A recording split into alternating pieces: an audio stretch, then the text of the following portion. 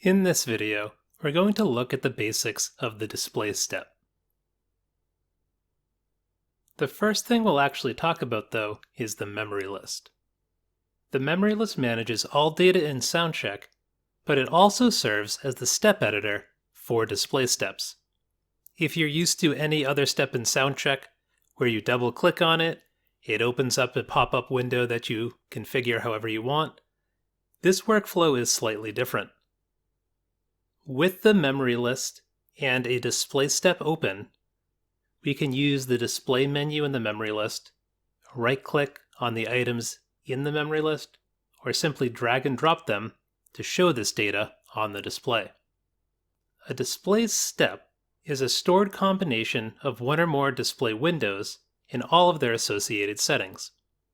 Their size, their color, what's actually being displayed on it, their orientation on the screen, will all be saved into the step itself to be able to be shown every time the sequence is run.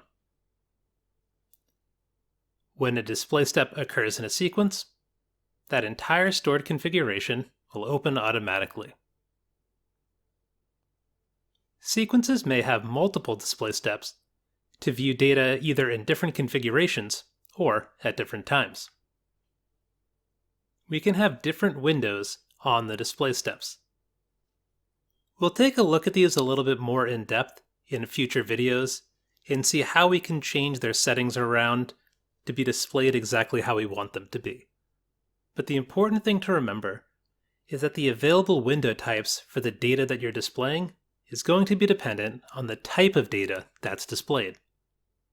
For example, if I have a curve, I could take that and display it on an XY graph, or a table. But I couldn't take a curve and display it on a results window.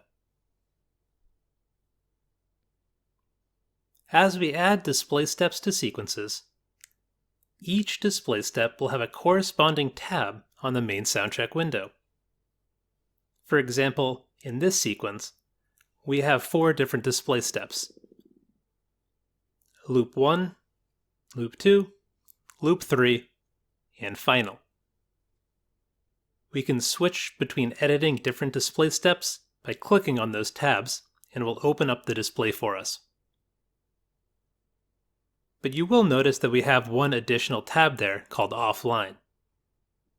This provides a place to view data without affecting a sequence display step. Even if you don't have a sequence open, this Offline tab will exist. You can think of this almost like a sandbox. I could display anything on it the same way that I would on a display step, but it doesn't have any memory.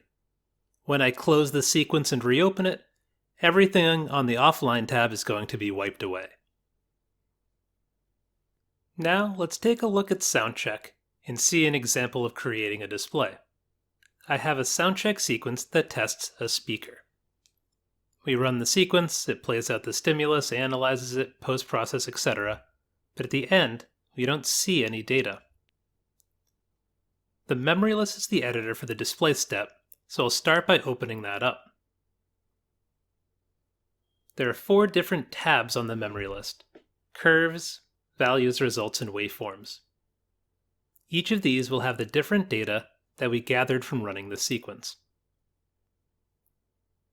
Now I want to display it on a step, so I'll add in a step template here. I'll grab 2 XY graphs. When we add this to the sequence, we want it at the end. If we have it at the beginning, none of the data will have been created, so we'll have nothing to actually put on the display. Notice at the top, when I drag the step into the sequence, we get a new tab that says 2 XY graphs. When we run the sequence and execute, this tab will be shown. I also want to change the name from something generic like 2 XY graphs with something a little more specific. You'll see that change reflected in the tab. Now I want to start actually editing the step, so I can get there by double-clicking, or if I go back to Offline, by clicking on the tab. This is the same thing, it brings up the same display step. What I'm seeing now is 2 blank XY graphs that I got from the template. If I want to start seeing things here, I can drag a curve over from the memory list onto one of the graphs. Now you'll see the first XY graph is showing me a fundamental. I can also right-click to show on the active display,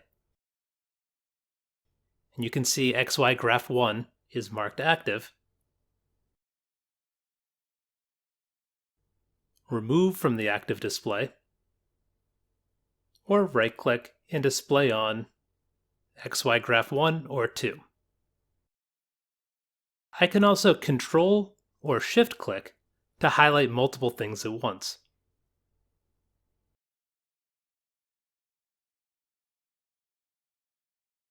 When I select a new active graph, everything that's being displayed on it will be highlighted in the memory list.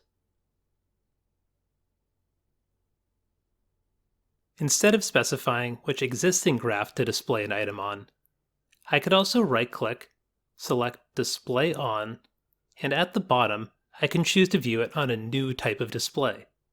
This will show me every window that's available for this type of data. So a curve I could look at on an XY graph, a table, or a polar plot. I'm already viewing it on an XY graph, so let's see it on a table instead. If you want to remove a display that you added, you can simply click the red X and it will no longer be displayed on the display step. Using the display menu in the memory list, I can also create blank display windows. For example, I could select Display New Text and it will open up a text window. Here I'll just write "This test is complete," and when this display runs, this text window will be shown. We can also create a new display window by simply right-clicking on the background in SoundCheck. And then if I wanted to display sensitivity on that table, I could simply drag and drop it from the memory list onto that display.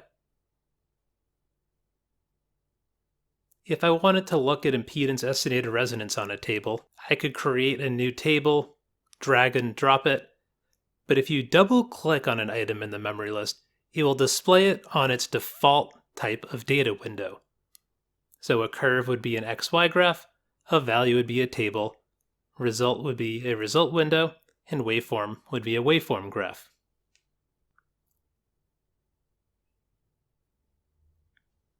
Remember, the display step configuration that is saved is also the orientation and placement of all of the display windows. I double-click to add a new sensitivity and see that on a results window. But maybe I want to look at the THD margin on a table. I can't double-click on it. I'll need to right-click and display on a table. One benefit of this is I could also display a result alongside a value.